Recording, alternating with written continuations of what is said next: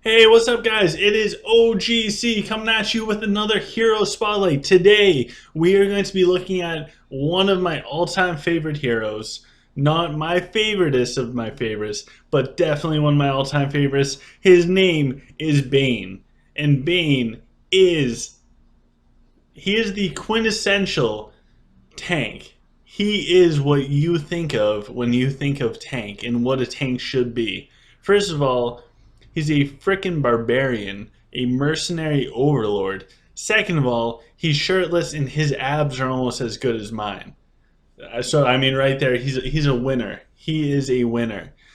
When I think of Bane, I think of some dude that can run into the middle of the battlefield, not care about anything, and just not die. Like a Viking warrior who's trying to go to Valhalla, but he can't because he just won't die. With that being said, let's check out Bane. So here is my setup. My setup is my setup. It might not. I try and put out these disclosures because I'll get hit with. You should really do this. You should really do that, and I learn a lot from those. However, this is my setup and what I'm running on him. So even if I had the full Gladiator set, I would not run it on Bane. He is probably one of the only gladiators that I would not put the full gladiator set on. And there's a couple reasons for that. We'll talk about them. But first, let's go over the equipment that I have on my Bane. First off, I have a flawless Satanic Great Axe. Pretty awesome. Those stats, beasts. We are full beast mode right here. Not only do we have some awesome stamina stats, we have some damage mitigation. Alternatively, you do have his crafting. This drops in the Void and or the whole set. You can get it from the Void, 2 pieces, 1 piece from the Royal Archives. It will increase his damage against massive units by 200%. Bane is not here to do damage. Bane has one job, and that one job is to tank like a boss. And guess what? Nobody does a better job. Nobody does better than Bane. So that is one set. I do not go for that set. The other option is the Gladiator set that drops from the Dragons. It's a 3-piece set, which is the reason why I don't use it, because it's 3 pieces. And it offers 35% damage mitigation, which is massive. Second item is a flawless Steam Gear Pummeler. That 24 stamina on that is some juicy stamina right there. I love stamina on my Bane. If I can get more stamina on Bane, I will do it, with one exception. Next up, we have a flawless Barbarian hat, or helm. This item, when it comes to renowned items on a serious note, this is one of those items that I would recast. Simply because you cannot craft this item, meaning you cannot make it flawless in any other way besides through the renowned system. And this is an item that you will use. You will use. You'll love this item. So this is a really good option for renown. Making legendary items flawless through renown, super easy compared to making divine items into flawless divines. Those, for some reason, are really, it's a headache. Next up, I have the Snake Thorn Chest Guard. Why? Because this gives Bane evade based off of percent health loss. This, in conjunction with 2 of his researches, is huge. I forget which tier it is. One of his tiers will give him 20% evade chance, and then I believe it's either tier 13 or 14 that will give him, I think it's 13. Tier 13 under hero research, I'm trying to go off this off my head, will give him more evade based off of being under 50% health. Anyways, evade just stacks up. Evade is an amazing stat for tanks. It's part of the reason why Huntresses are and or were such good tanks, is because if you evade it, you don't take damage. 0 damage is better than mitigated damage. But with Bane, you have mitigated damage and 0 damage. So, anyways, I love this item on him. That armor is really good for anything that's going to tank. However, it's only useful if you place that unit on the battlefield. Next up, we have the Everflame lamps. These are just straight up stamina boosting items. I love them. I love me some stamina. And for artifact, this is only 2-star, but first of all, it gives stamina. We're seeing a theme here with Bane. It gives stamina. It makes nearby enemy attack speed and movement speed slow down. So if I have my dragon out, my dragon has that slowing aura around it because it's Azul and it's amazing. It's like in every one of my videos. If you go back and check out any of the other ones, you can check it out. But if I have my dragon on one side and Bane on the other side, amazing. Because they all slow them down. And then damage that Bane receives from critical hits is reduced by 40%. That's huge because a critical hit will override his evade. So if he does take damage from that, it's additional damage reduction. It just helps out. We can see that Bane has 245 stamina on mine. I got a little bit of growth in him. Huge bonus, 193 bonus, and it increases the troop health during duels, but it also reduces the damage that Bane takes. So it's another form of damage mitigation. I will take it. Now, before we move to abilities, I do want to say part of the reason why Bane is like so high on my favorites list is because for my setup, and it's mine, you can find a better one, I'm sure, or experiment yourself. But the way that I run Bane is very minimalist. I don't want to worry about him. I want to deploy, know that he's reliable, he's going to do what he's supposed to do, and I don't want to think about him again. I want to set him and forget him. So because of that, that influences my skills. I'll show you why. So first we have Ruthless. As king of the proud berserkers, Bane relies on his own might to achieve victory. Basically, when Bane is out there, because he is such a beast, you can only deploy one extra troop. Not a big deal. This can affect you in Void. If you have a Void that you're trying to perfect and it's 3 heroes or less, you're not going to pick Bane. That's okay. But for everything else, this is wonderful. This is wonderful. Or not wonderful, it just doesn't affect it. Bane is wonderful, that skill. It doesn't really affect anything besides that particular thing in the Void. Then we have Provoke. Definitely max Provoke. Provoke is amazing. Every 15 seconds, Bane will challenge nearby enemies, forcing them to attack him, while increasing his physical damage mitigation by 26% for 6.4 seconds. So basically, what would that be? 6.4 out of 8.6. Almost, not quite, but almost. Actually, let's go with 45% of the time. Bane is going to gain extra physical damage mitigation. He's a tank. This is really, really good. You want this. The other thing with Provoke is it will force enemies to attack Bane.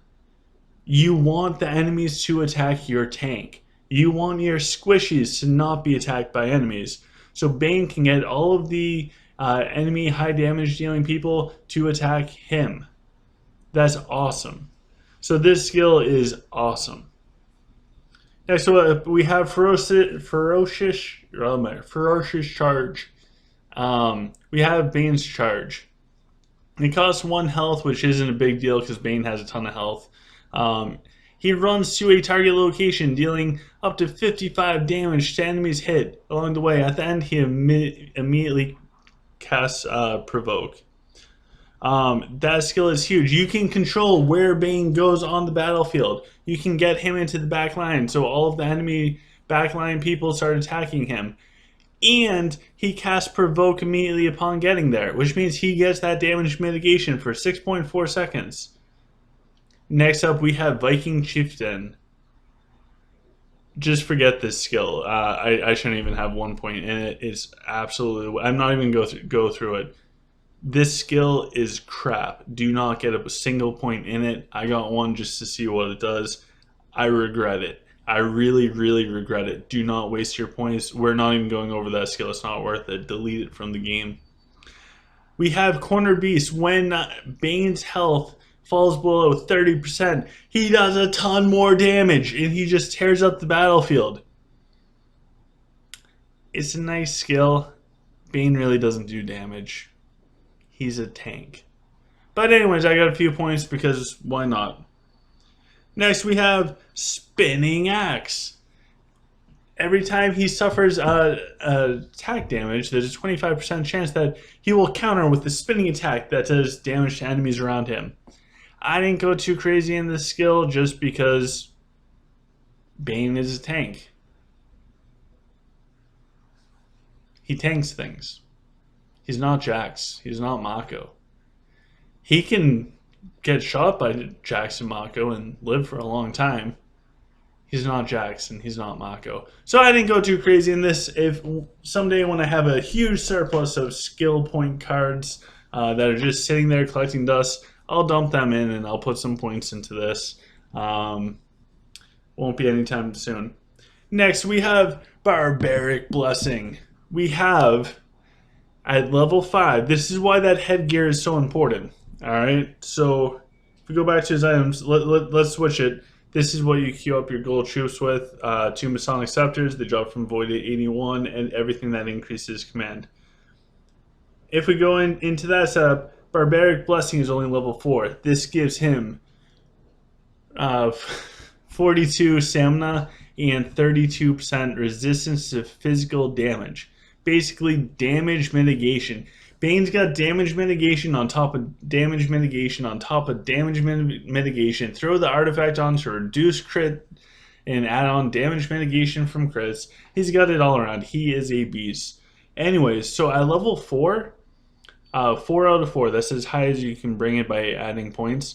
It will reduce or increase his resistance to physical damage by 32% and give him 42 stamina. The reason why I push for this Flawless Barbarian helmet for Flawless, because I think it's worth it. You get the 11 stamina points there, but you also get an additional 18 stamina points from getting +1 onto this skill. So in total, that helmet's actually giving 18 plus 11, so 29 stamina from that helmet. And that extra stamina is the reason why I don't run the Gladiator damage mitigation set on Bane, and I'll go with the Teutonic Axe and stack stamina on him, because he's a stat beast at the end of the day. No hero is going to compare to the amount of stamina that Bane can put out. Ian, the stamina helps him, so it's a win-win-win, as Michael Scott would say. So that helmet gives 29 stamina, essentially. But it also increases his resistance to physical damage by 8%. So at level 4, we just saw it was 32. He gets the +1 from that helmet, and it goes up to 40. So that's 8% more damage mitigation and also 18 more stamina. That's why that helmet is it's worth it to use the Renown to get it flawless, in my humble opinion.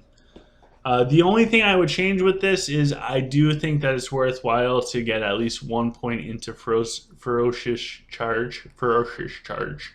I think it is good to get 1 point into there.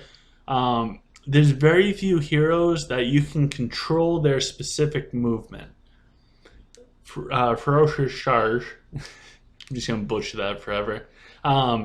His charge will allow you to control where Bane goes and who he's going to provoke. That level of control is massive. That's like crowd control, essentially. With a super good tank, you have Tyradin healing him up, you have Vega healing him. He's got a decent amount of health as is, and I haven't even started the plus health research for him. So Bane is a tank. Alright, let's see what we can do. Alright, we're going to go up against the Silvers. Let's see if, first of all, if they can kill Bane, and if they can kill Bane, let's see how much damage or how long it takes. So Bane runs out. Let's zoom in. He's just kind of standing there. He still hasn't done his provoke. Rock and Archers are slightly annoying. So Bane's getting shot at by a lot of things. Okay, so now he's got that shield above him. That's from the provoke. I don't think that they're even going to kill him. Okay, that thing that happened over his head means that his damage is now increased. Oh, he's almost there. He's almost there. All right, he didn't quite make it there. He did not quite make it there. So to put that into comparison to another hero, we recently did Denji. Watch, Denji's going to crush this. Denji's going out. Okay, not cool, Denji. Not cool. Let's not do that. We're just going to have Denji go out, and we're not going to do a dumpling where he becomes immune to the crowd control. So Bane lasted the whole minute and 30 seconds. Our Denji, 23 seconds. So Bane is an absolute monster. He is a huge hero. I love me some Bane in my life. Plus, he's got the abs just like me. He's a little bit smaller and more skinny than I am, but I still like him. So I would highly recommend getting Bane. He's probably not going to be prioritized towards one of the first heroes that you're going to focus on. But when you do get Bane, you will notice your stamina is going to go through the roof, and you are going to have a fantastic tank on your front line. Even after this update, where you no longer have to deploy all of your heroes, I would highly recommend considering to place Bane out there every single fight when it comes to PvP. He is that good. He has the OGC stamp of approval. So with that, guys, wow, I went back. With that, make sure that you thumbs up the channel, thumbs up the video, leave a comment below if you want to. Tell me how amazing I am. That always helps. And make sure that you guys subscribe. We're getting close to the 1K subscribers. Thank you guys. You guys are amazing. I'll be back soon with another installment for our Hero Spotlight.